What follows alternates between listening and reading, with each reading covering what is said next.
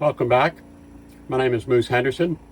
Today we're going to take a look at 4 different anchorages that are located along the southeast coast of St. Thomas.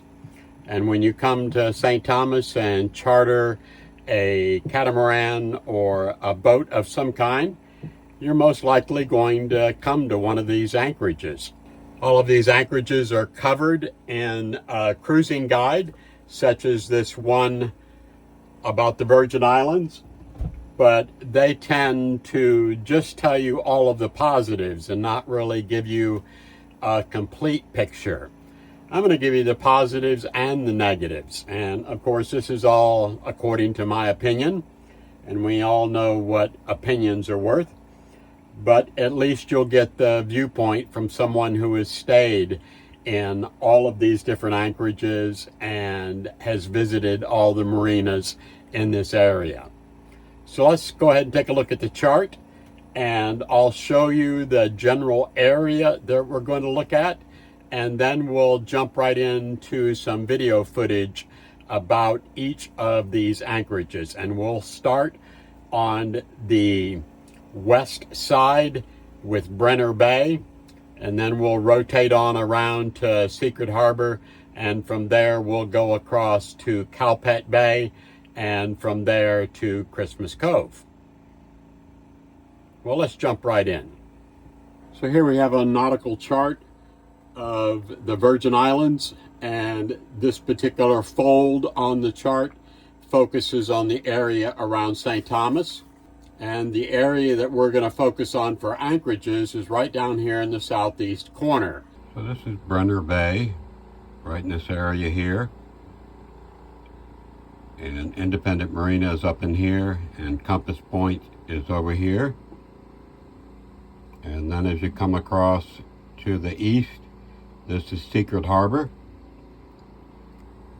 And then as you come around the point, this is Cowpet Bay here.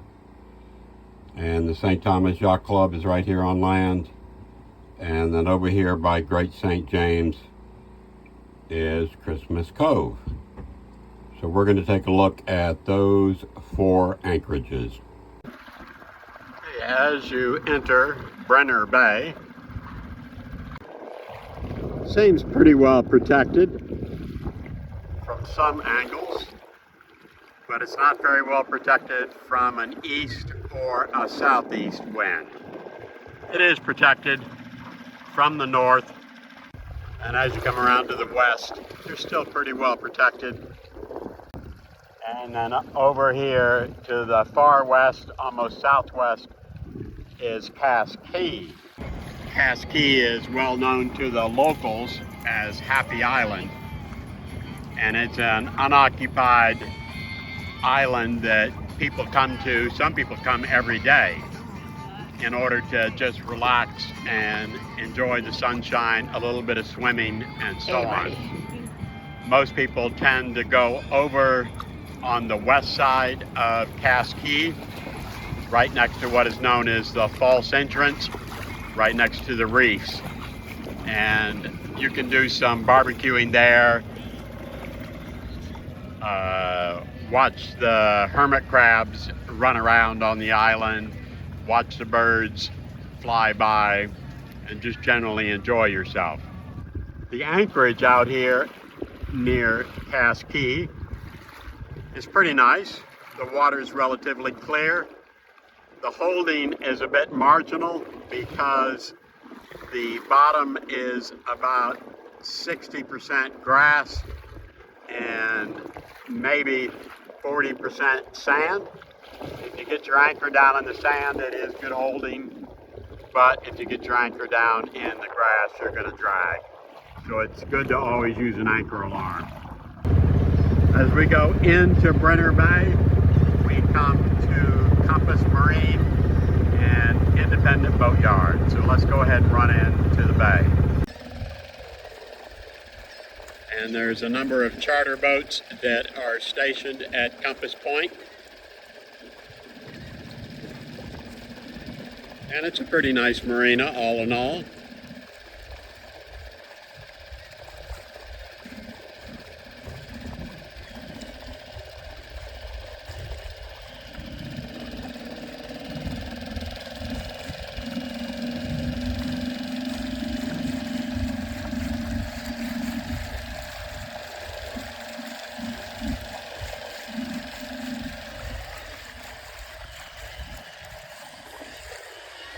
The fuel dock is over here on the other side.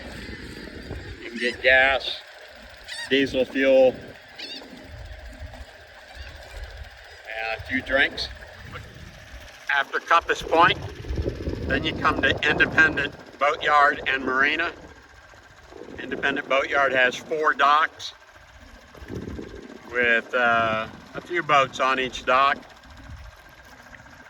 It also has a crane for taking your mast out, a travel lift for taking your boat out, and a boatyard for parking your boat on the hard in order to do a bottom job or whatever needs to be done.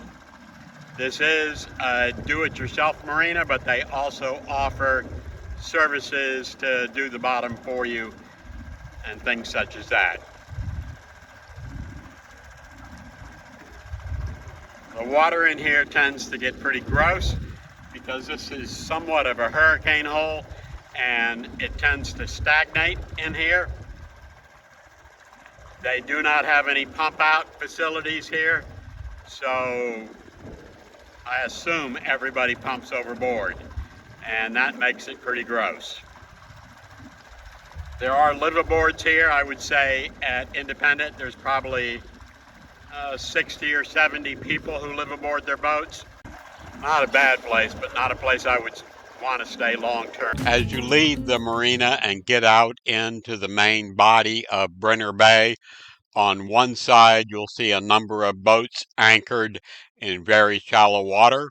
In other words, most of them are aground. And on the other side are a number of boats that were wrecked during a recent storm. This is really kind of disheartening as you go through this area, as no one really likes to see the loss of dreams and ownership.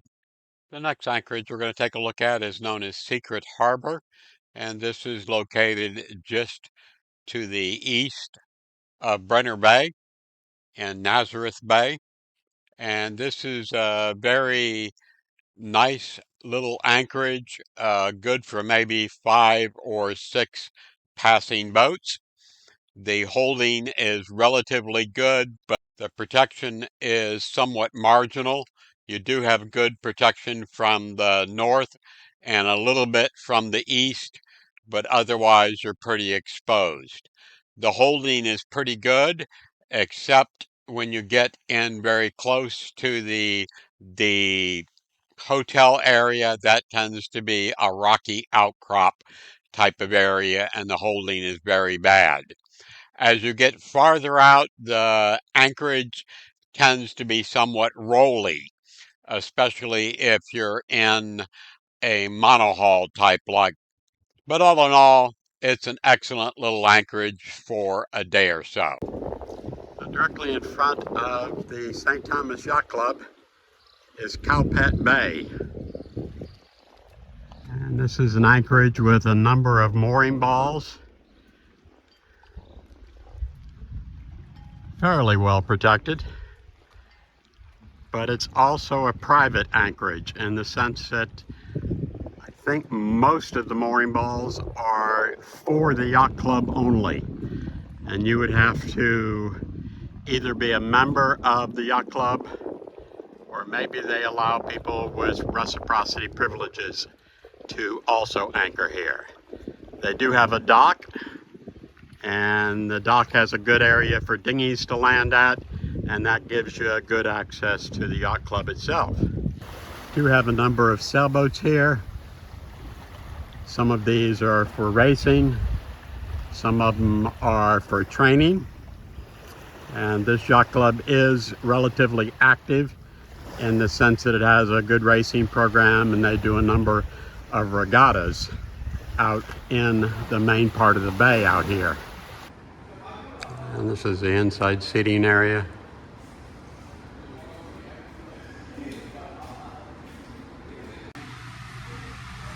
The bar and restaurant.